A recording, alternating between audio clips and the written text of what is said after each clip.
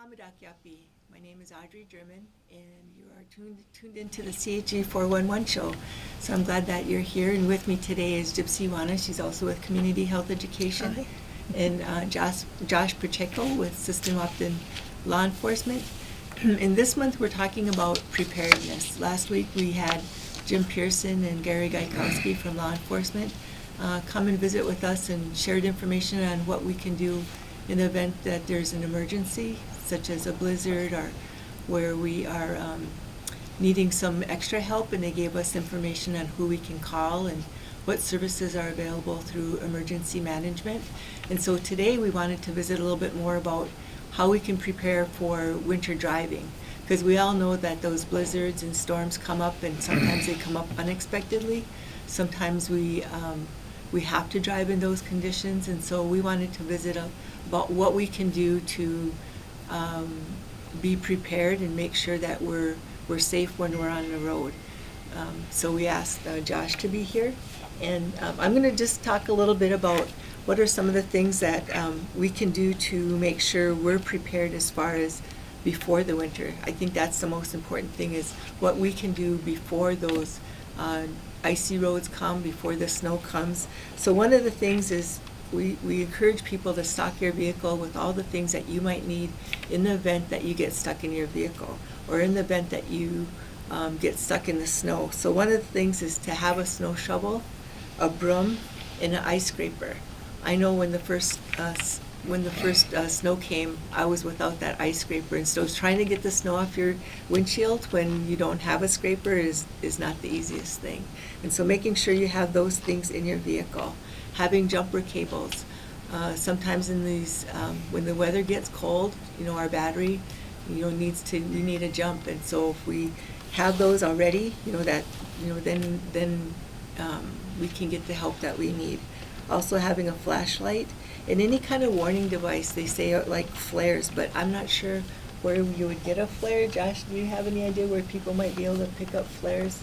I don't know if that's kind of one that we wouldn't all think about, though. Yeah, you can usually get flares from, like where they sell car parts at. They can usually pick them up for a 3-pack for $5 to $10 usually. So maybe like Napa? Yep. Yeah, Napa. Okay, Yep. cool. Okay. Yeah, because I know that I was in a where we got stuck off the road up by Veblen Flats, Mhm. and it was a really bad storm, and we had asked for help, but when the people came, they just thought we were stuck, and they just turned around and they left. And so I imagine if we had if I would have known some of these tips, they probably would have been able to rescue us, and we would end up getting stranded. The other thing is blankets for protection from the cold. So if we have ever get stuck and we don't get the help, we have our blankets to help keep us warm. And then a cell phone with a charger. Water, food, and any necessary medicine for longer trips when driving in lightly populated areas. So a lot of times our people, we live out in the country, and if we get stuck on those roads, you're not going to see traffic.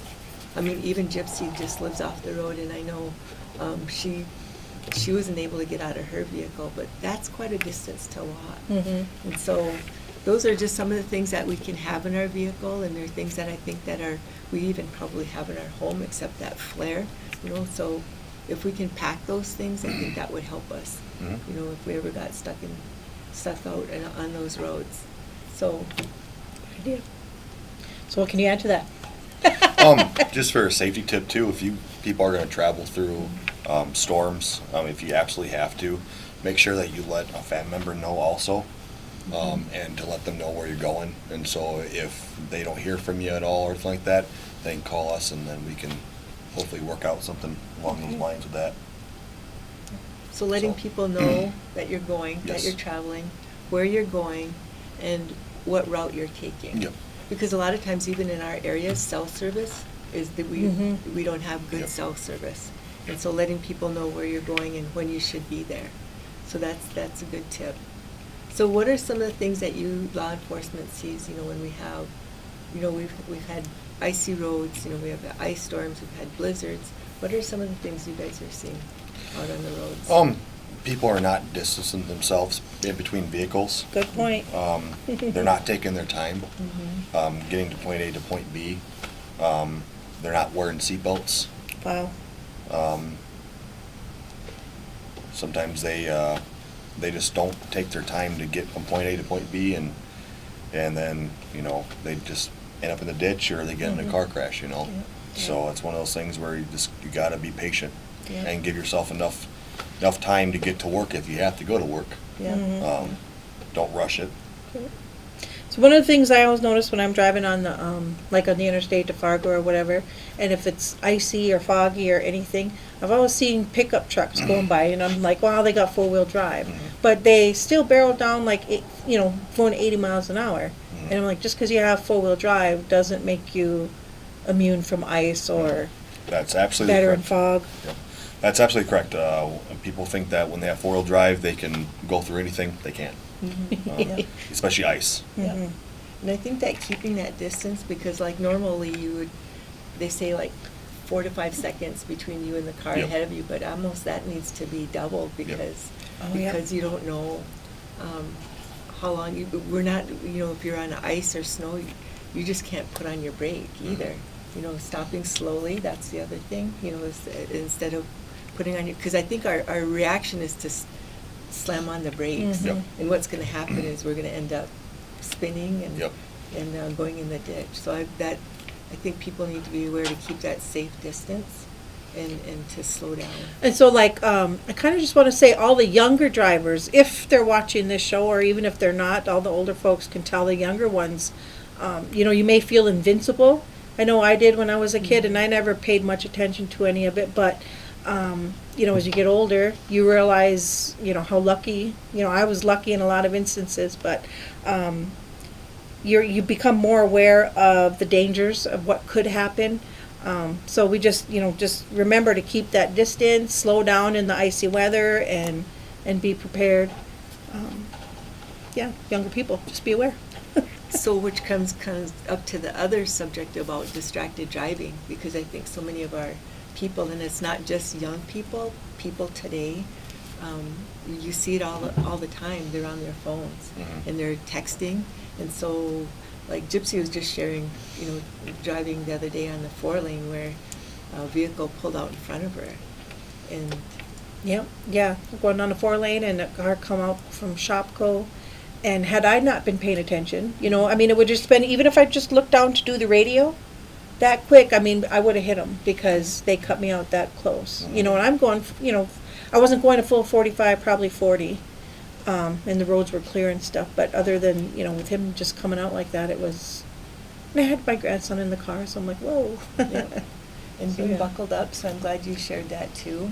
Being buckled up is so important, especially for the little ones, because if you go in the ditch and if you roll, they're going to get hurt.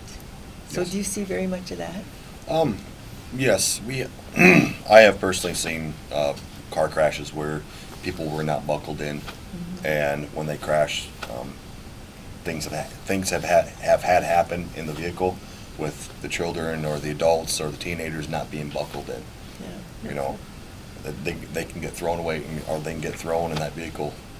So when that happens, do people have the sense that it happened really fast? I think. Yes. They said that they didn't. It just happened so quick. And stuff like that. It's just, if you can just take that 5 seconds to buckle up, it could save your life. Yeah. You know. Yeah. So like with those ones where like you're mentioning, was that like a distracted driving that caused that accident, or was it something else? I did different variables, I guess. We don't call them accidents anymore. We call them car crashes because there's always something that is involved in a car accident or a car crash now. It's human error usually. Yeah. Okay. So I think one thing too, like for me, when I'm at a stop sign and I want to go and there's a lot of traffic both ways, I'm sitting there thinking, oh, I think I can make it. So I'm going to turn one way or the other, whichever way I got to go. But during the winter, you got to remember, if it's icy or full of snow and stuff, don't chance it, because you might not be able to go. You just put it on the gas and you're just going to spin because you're on ice, and then, oh no, you're stuck in that lane next and a car could get you. Yeah. I don't know. I don't know how many other people think that way, but that's what comes across my mind. Yep. So. So, so what are some of the things that, like right now, last week we talked about law enforcement being the kind of like the hub when we have an emergency here. And they're the ones that make sure people, if they're stranded or they need to go to an appointment, they would call law enforcement. Yeah, yes, we will help people out as best as we can. Mhm. We'll give them rides if we can. We can help assist if they're out, lost or stranded. Just give us a call. But always be aware of where you're at too. Mm-hmm. We do see a lot of calls where they don't know where they're at, Mm-hmm. and they'll give us like an old name, but sometimes we need actual names of streets. Just like like an old name of like a hill or something like that. They'll tell us where. Well, some of us don't know where that's at. Oh, yeah. We know street numbers, so always be aware of where you're always at. Okay. Street signs and all that stuff, and numbers of road numbers. Okay. And I think the other thing too, they always say to stay with your vehicle. Yep. To not If you get try stuck. to not try to walk. Yep. Because it can be, especially in a blizzard, you can get so disorientated about where you're at.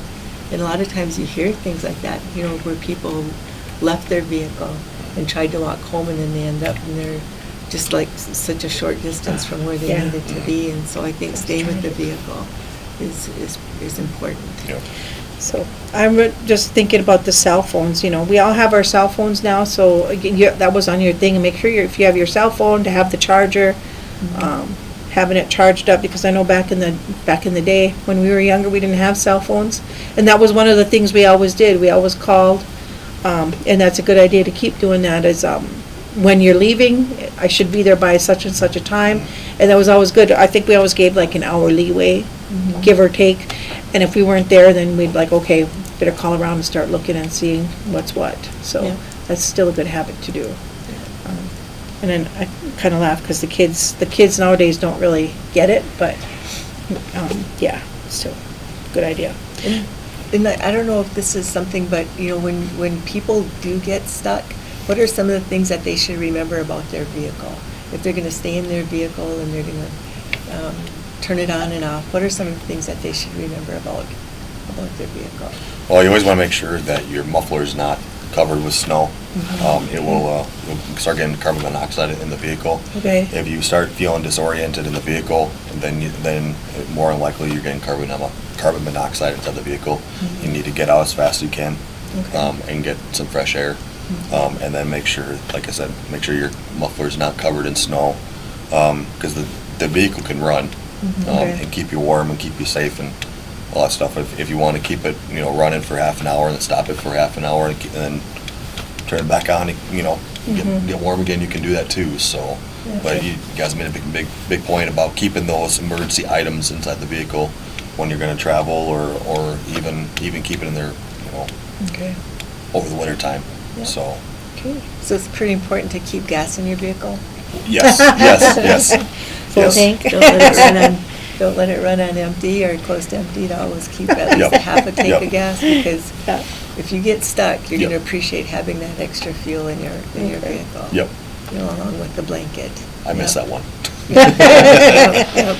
Yeah. So, to recap or whatever, be prepared, plan ahead, know your route.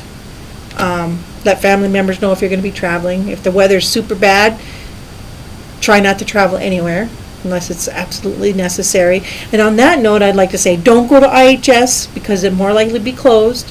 And if you had to get to the clinic that importantly, then more likely it'd be an emergency and you'd go to the emergency room. Right. What was another thing? Oh, cell phones and chargers, jumper cables, full tank of gas, slow down, and put that distance between you and the car in front of you. During the winter, we're thinking double, especially if it's Yeah. icy out and stuff.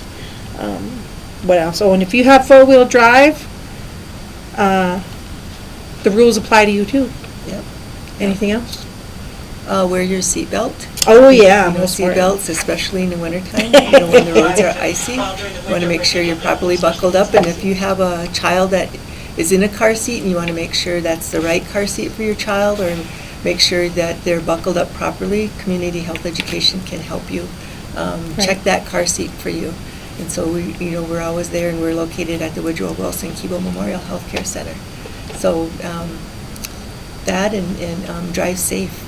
So our time is up, and so I just want to thank everybody that tuned in. If you have any questions, you can always call law enforcement or Community Health Education Program. We're located at the Woodrow Wilson Keble Memorial Healthcare Center. Just want to thank Josh for coming and appreciate all your good tips that you provided and all the work that law enforcement does to keep us safe. So I want to tell you thank you for that. Thank you. But that's all we have for today. Thank you for tuning in. We'll see you next week. Bye.